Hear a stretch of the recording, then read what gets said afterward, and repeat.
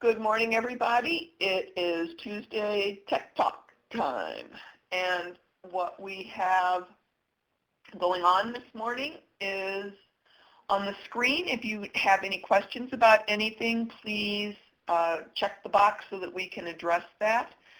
I am operating remotely today, so I only have one monitor, so I won't be able to know if I need to show you something, whether or not you're seeing it or not. So Jim, you're going to have to watch the screen for me if we need to demonstrate something. Okay. Last session we had questions about the red warning sign on the IWDS applications when they're trying to certify. And the answer for that is red indicates the IWDS guided application has not been completed, and it has had an attempt to certify the applicant within 10 days of the customer submitting their application online. So it behooves you to go after those applications that are coming in a very efficient, time-effective manner. That way we won't see those red items on there. So Donna, let me check. Donna Nanny had asked that question. I don't see her on the call today, so if somebody from her area is on the call, if you can let her know that, I would appreciate that. Jim, would you like to share anything with the audience this morning? Just the biggest thing is making sure that you're going in every day to search ATIM customers to see if any new customers are coming in and if they are picking them. Most people are doing it, but it seems like about once a week I end up having to send out some personalized emails that some folks haven't been logging on. So if you just check every day, because again, they have to be picked within 10 days or else they're get really closely monitored by the management of DCO. So those are the people who are submitting their initial application through WorkNet. They're populating into IWDS, and you have to go at the Search ATIM customer screen. And as a case manager, you have to pick them. That's the biggest thing. And then also, once they get your applications through and they're randomly assigned, you'd go to the search group assignment list in IWDS, and for those who are veterans or assigned to the treatment group, you pick those in order for them to move forward in the process. If you don't do that, you can never move them forward in the IWDS system if they've been in the treatment group or the veterans group, unless you go in there and pick them off the group assignment list. Once they're picked off of those two lists, you'd never go back to that list. They're in your application. So sometimes some folks seem to want to go and wonder where their application's at. Once you've picked them off the search customers, they're then in whichever case manager selected bucket. It's your application then. Great. So other than that, and that's not happened that often, like I said, maybe once or twice every 10, 12 days I'll have to send an email to somebody. So by and large, the majority of people have that down and aren't having a problem. And a lot of times it's even people that know it too, it's just they get busy with some other things. So if you just go in and check every day, you'll never have that issue ever come up on you. Great, great. On the poll today, we have a question under the other. If whoever put that in there would like to ask in the chat pod, we can answer that for you. If you have any questions, please put that in the chat pod for us so that we can address that.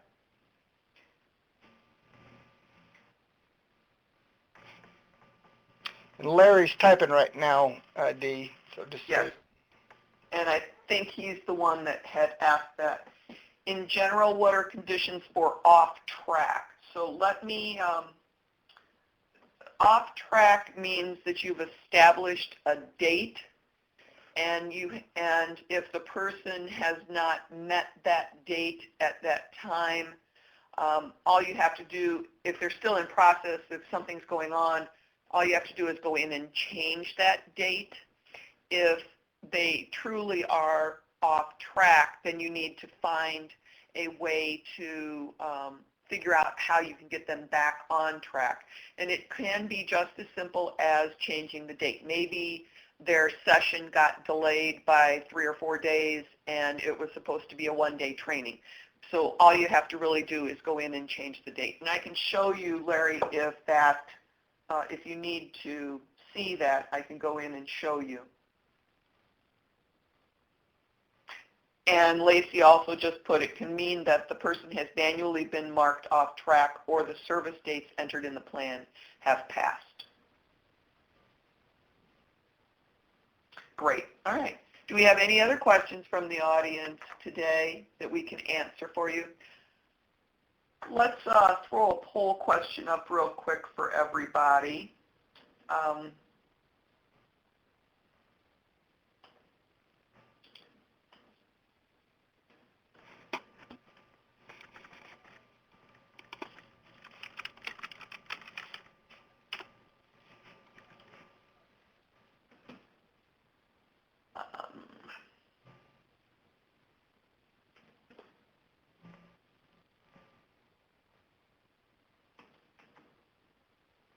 Let's open this up and move it over here.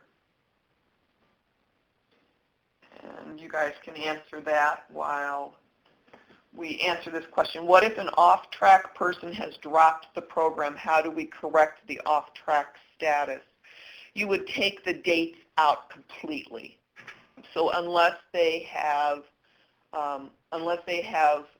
started something that they haven't finished, so for example an MSSC certificate, you would have to just take the dates out for the components of their plan that they had not done.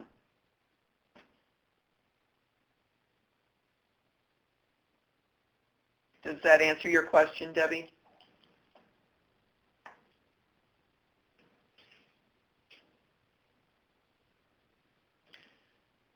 Donna, we answered your question earlier about the red.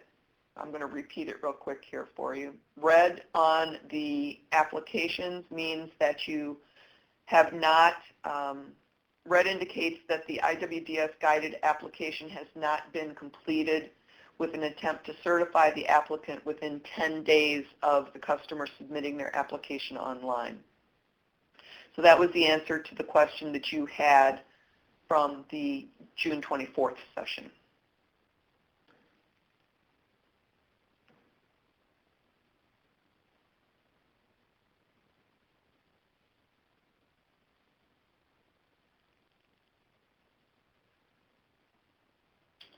The person has exited. Okay, so in answering what if an off-track person has dropped the program, exited, all you have to do is go into that person's profile and take all of the dates out of all of the components out of their program that they never started. The only challenge will be is if they started a component and did not finish it. Does that answer for you, Cindy?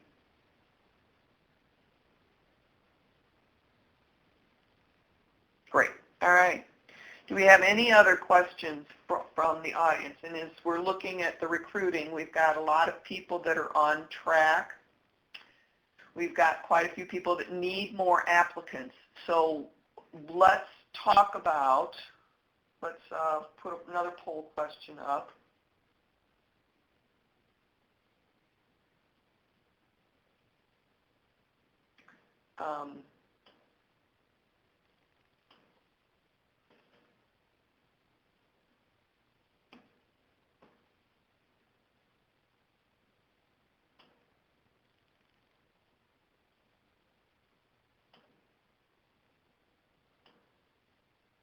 And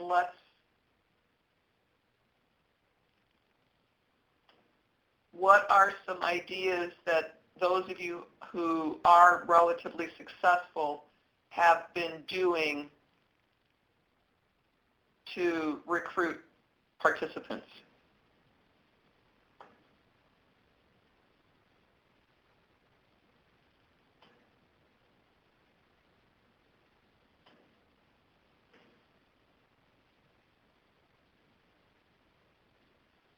So who's been relatively successful with recruiting participants? If you can put in a couple of the things that you've done to recruit more people, that would be really good to help some of those who need more applicants.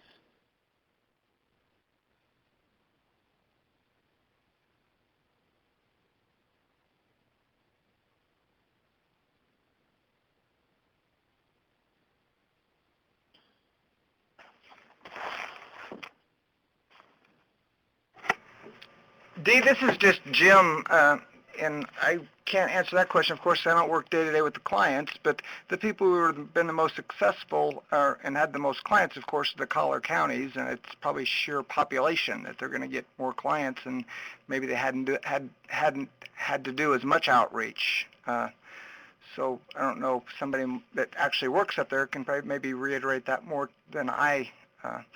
But it just seems like they get a lot more clients, of course, just from the population. Right. That would make the most sense. I do like that idea.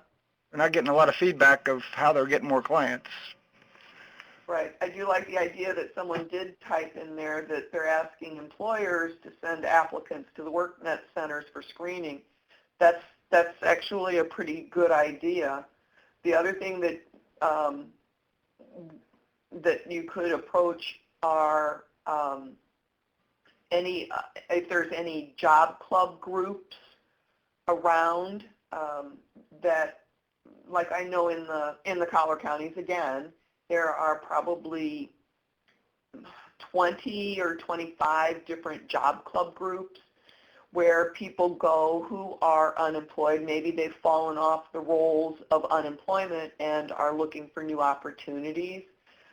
You could also potentially reach out to area pastors to see if they've got any members of their congregations who are unemployed and have been for a long time.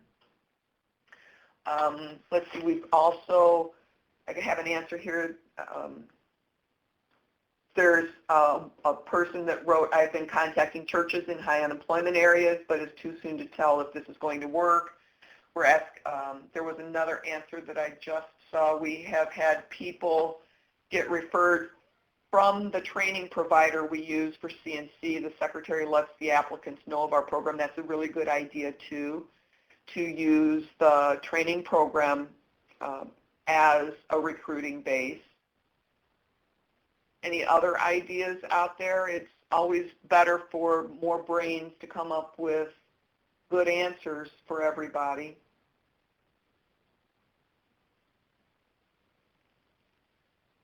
I know that IDES often does robocalls, so if you could contact somebody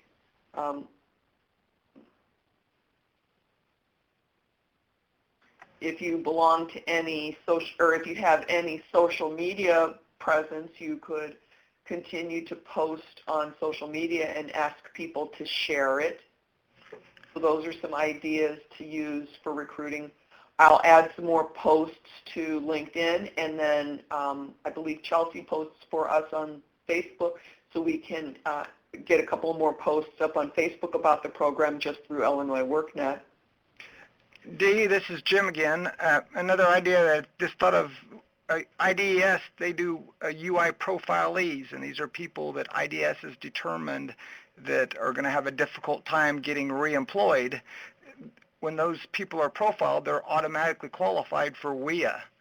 So that list would be prime candidates that you know are qualified for WIA that they could reach out to and do a direct call to bring the person in to speak about the ATIM program also. That's a good tip there, Jim. I don't know if anybody has been doing any of that or not. Raise your hand if you have used that UI profiling process.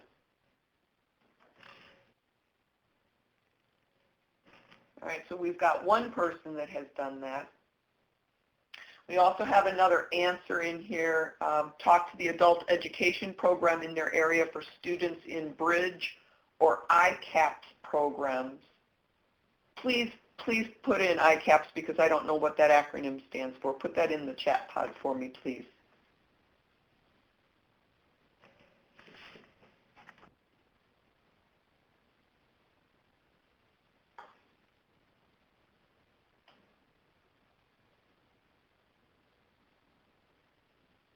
target people with UI benefits about to run out. That's a really good idea.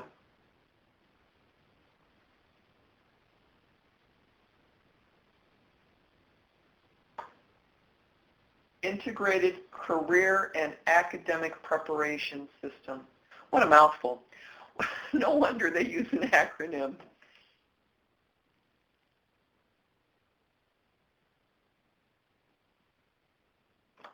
Great. Thanks, Bevan, for typing that in. All right, well, I am not seeing any additional questions from the audience, so I will... I do have one other thing, Dee, before we sign off. We've got a nice crowd here today. If you guys find that after you determine eligibility on your client and you get the information bubble that says your client is eligible and it's waiting to be randomly assigned, if that client's not randomly assigned that day, make sure you're shooting Lacey and I an email, because it could be something that maybe just a little glitch that didn't get synced up. Because if they're eligible and you get that error message that you're just waiting random assignment, it doesn't take a week. It's something that happens quick. So don't wait several days, because sometimes people have done that in the past. So and they would just keep redetermining eligibility and nothing was happening. So if you determine it and you get the information that says the client is eligible and waiting for random assignments, by the latest, by that next day, they should be assigned. If not, shoot Lacey and I and my office partner, Chris Tylen, an email so we can make sure that gets finished if it's just a matter of syncing up.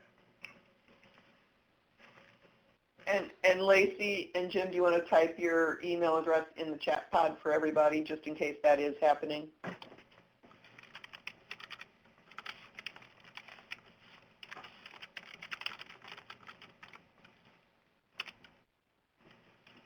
Great.